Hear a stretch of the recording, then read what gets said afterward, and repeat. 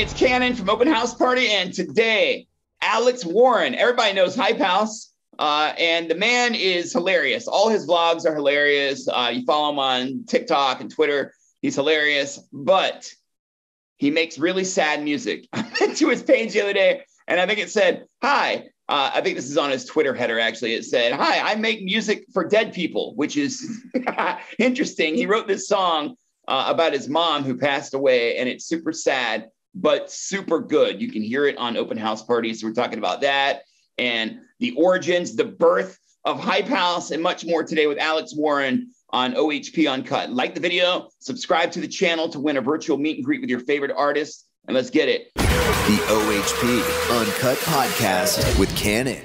Alex, how you doing, boy? I'm good, man. How are you? What flavor vape you got? That is Skittles. That's one of my favorites. Yeah? Yeah. My girlfriend hates it. But I was addicted to cigarettes for a while, and then, I moved over to vape, and I was kind of like, no, I can't get off this. Does your girlfriend care, or does she also vape? She also vapes. Oh, sweet. I need a girlfriend that also vapes. She's like, fuck you. I need a boyfriend that doesn't vape. Dude, yeah. Thanks for joining me. I'm a fan of your content. I have been for a while, man. And now I'm a fan of your music. So thanks for taking a little time. Thank you. I appreciate it. I do want to focus mostly on your music today and your podcast that you got. But let's talk about your story for a little bit for people that are like new to you, don't know Hype House, don't know your story. I mean, it was different for you just a couple years ago. Where were you? And then talk a little bit about like how you founded Hype House and what it means to you and why the content is so good, how it's changed your life. Yeah, I mean, I don't know. I've had a pretty weird childhood. Obviously, my dad passed when I was young. Mom, abusive alcoholic. I was homeless at 18, like right when I turned 18.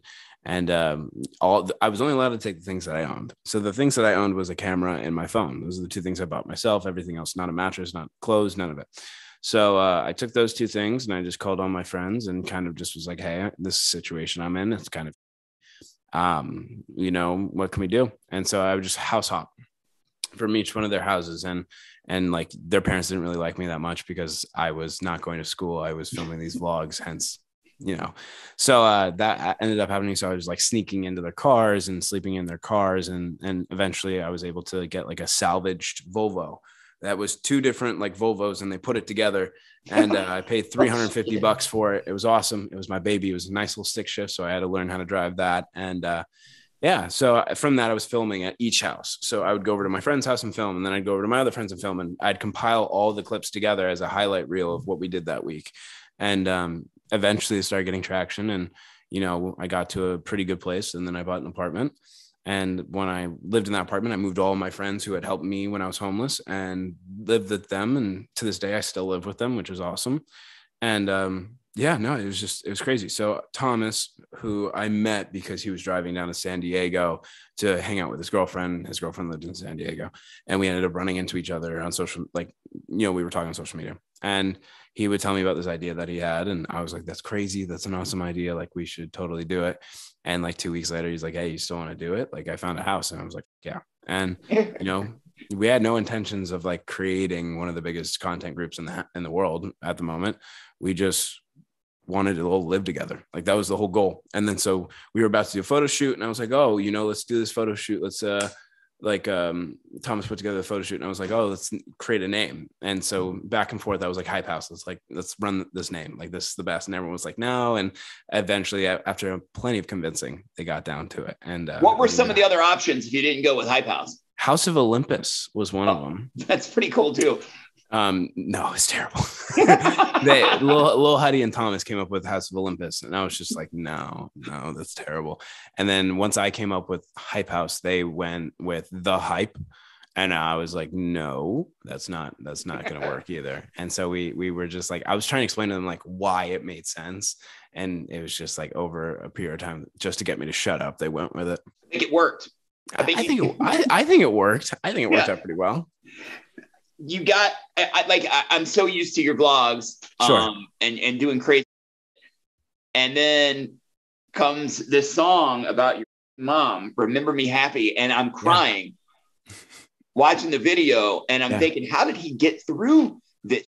For people that aren't familiar with your story of your family, I'll let you explain a little bit about what happened to your dad and then your mom and how this song came to be. And then I want to know how you got through it, because I can't even get through it with it, just watching it without crying, dude. Sure. How did you do it? A lot of crying. No, it's like, you think the world's ending, especially like when you're 9 years old and your dad passes away. And so it's like, oh, life can't get worse than this. And then it ends up like getting worse. So it's like, I don't know. I think honest to God, like I've just gone through a lot of things to the point where it's like, you know, I've had a very rough life, and you know, not now. I'm in a very privileged space in my life, and I'm obsessed with it. I love it. I'm happy, but people do need to take that key point. By the way, you have worked your off to get where you are. Yes, this did not just happen for you. But continue. Thank you. No, but yeah, I you know, I think honest to God, just going through it all, I feel like I'm unbreakable. Like I've gone through everything you might imagine, addiction. I've gone through, you know, my mom's passing. I've gone through my dad's passing. And I think the huge thing for me, and essentially why I started the music and I started the podcast, was, it's possible. Like I was, when I had all this stuff happening and I had my mom going on, and I would watch the Paul brothers and I would watch all these guys, and I'm like, I want to do that, but I can't. The cards I've been dealt, like that's not possible for me. Like I'm not in a position where I can do this. And, you know, I couldn't have been more wrong. And it's just to show, like, I know there's damn well so many kids and so many people that are 14, 13, even 12, like whatever age, they want to do what I'm doing. Like it's an awesome job, and they feel like they can't because what they're going through in life. And that's not true. And so it's kind of like why I do a lot of things. I started social media off as a singing account. I didn't get any traction, and then started moving over to comedy, which I loved. And the videos were my passion. And so, you know, evidently I knew it would lead back to music, which I'm happy. And I can intertwine everything I've gone through to kind of get to it. Could you ever see yourself just doing music? Yeah, 100%. I love my vlogs. I mean, just doing music is a very loose term, because evidently record labels even have departments now for social media, because that's the only thing driving traffic to music at this point. 100%. Like TikTok's leading the charts for any song that you'd find right now.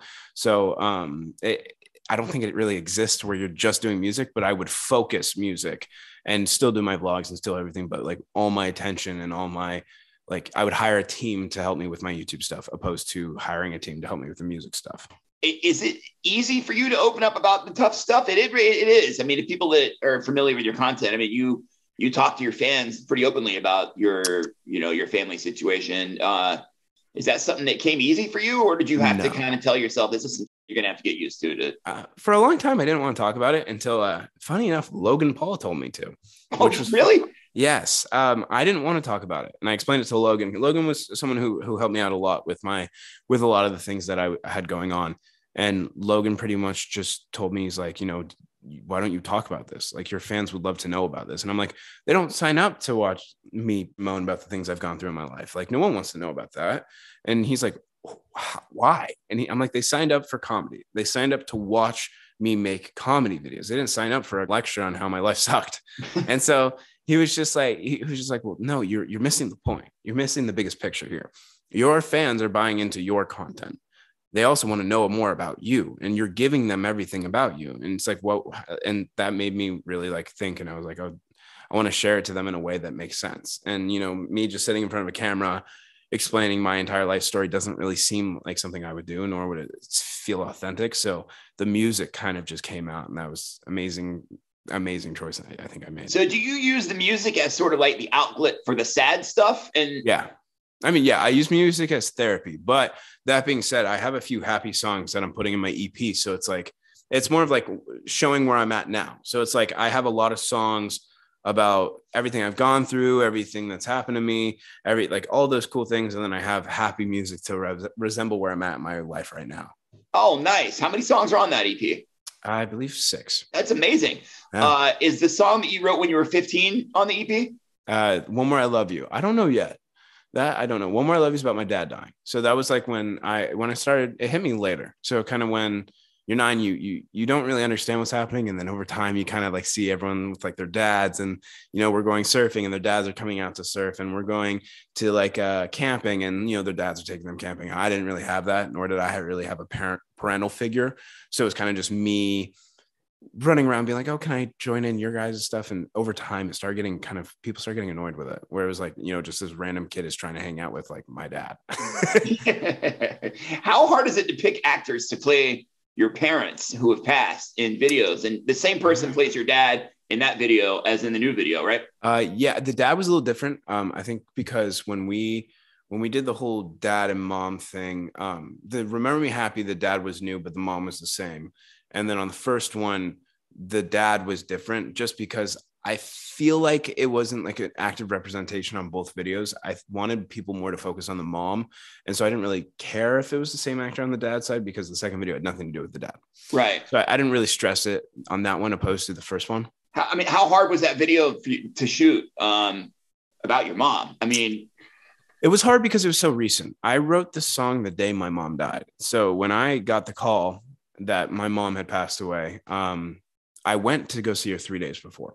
And she was, obviously when you're in renal failure, they're just keeping you comfortable. You're not actually present. So like they told me she could hear me, but like when you see someone going through renal failure, it's like not the prettiest thing. It's not pretty. It's not like, oh, they're just sleeping. It's their color is gone. They look like they aged 40 years. Like it's not something anyone should ever have to see. And sadly, I had to see it. And, when I walked in the room, I immediately dropped down and started crying. And so I wanted to actively represent that in the music video. And so it was difficult because the only way I felt like when I got the call to do is talk to someone, and, a writing session seems like the most therapeutic thing. So I called my producer and I was like, hey, I need to come in right now. My mom passed away. We're writing this song. He cleared up everything for me that day, got the song done in 2 hours, and then wrote the music video treatment 3 days later and shot the music video a week after that. And the music video was true to how it happened. Like it was pretty representative of like everything. My music videos are like almost identical to what I see when these things happen to me. Man, how did you get to the point? How did you get to a point where you could show that kind of emotion in the video? Like, what did you have to think about to, I guess, get to that point where it looked real in the video? Because it's when you're doing a video, it's not like you're just living everyday life and there's a camera there. You have to act, but how do you get to the point where it feels real? Honestly, it's kind of like, it's not, that's actually a really good question. I don't know. I kind of just sit there, and we were having trouble because I couldn't actively cry on set because it was like, I'd already lived it. And so for me, it was like, they were just like, think of your mom. And I'm like, well, no, I am. But the thing is, I already lived this. Like I already went. Were they trying to give you tips on how to get emotional? Yeah. And that's an awkward thing. Well, no, it's more because I direct them as well. Like I direct him with my friend Jake. And so I'm co-directing while he's the main director, and he's like trying to help me through it, because it's like, there's an active, like I know exactly how I want it to look. And so it's like, I have to then have someone on the outside be like, hey, you need to do this to get this done, because I get in my head a lot. So it was kind of just like, for me, I just had to like, we had to move things around the set and build it more to look real. Like I wanted it to be identical to how it was in real life to really get me to feel in that position again.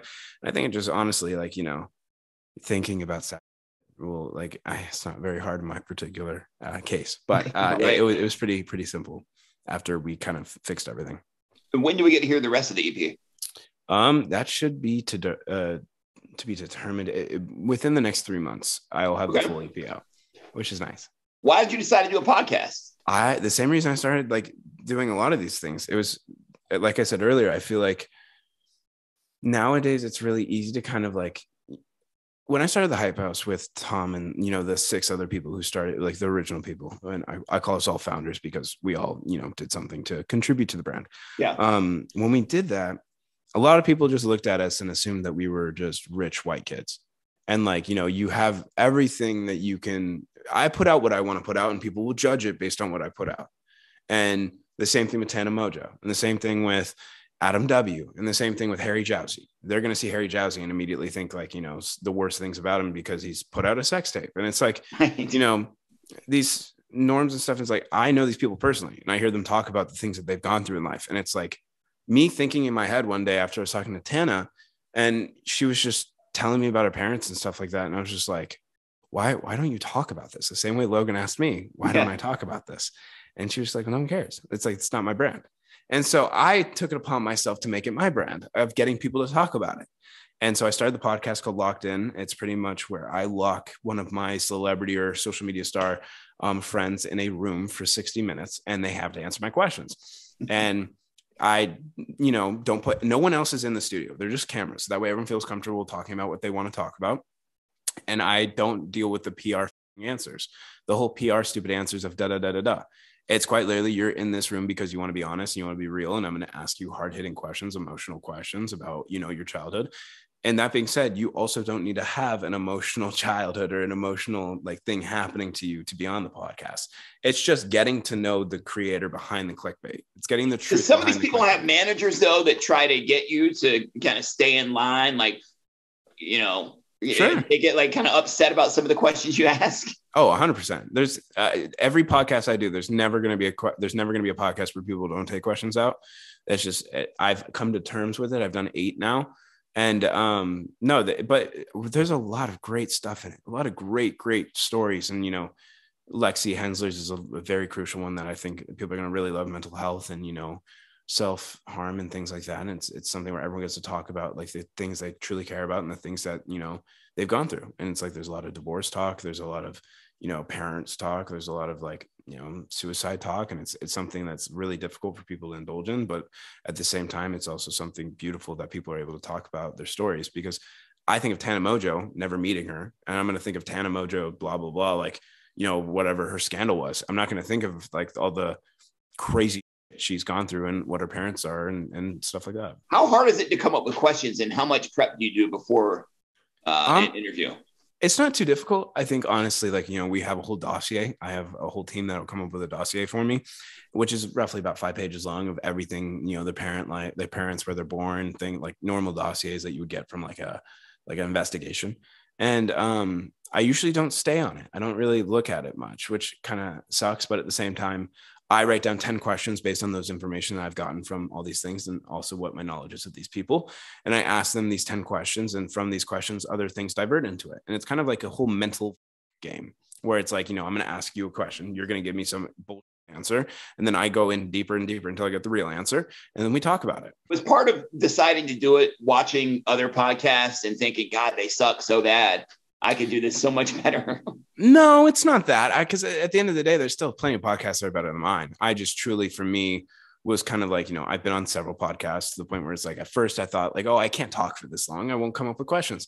And I've done so many podcasts and people you've definitely, you took over that podcast. You did a lot of the talking, and you have such great answers for things, and you're a really good interviewer. And I was just well, I would do one, but I don't know what to do. Everyone does the same thing. It's you sit down, you talk with people. That's a podcast. How does mine different? Yeah. And it's so we came up with Locked In. And where can people see it?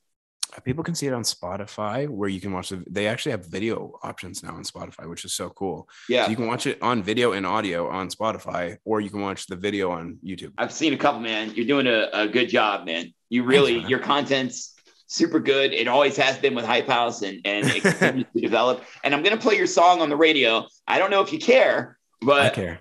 We're going to play Remember Me Happy, because we've got so many fans that listen that are fans of you and your content. I think that they'll appreciate us playing the song. So I love it. Thank you so much. Let's do it, man. Hey, thank you for your time, Alex. Really appreciate you. Thank you for having me. The OHP Uncut Podcast with Kannon.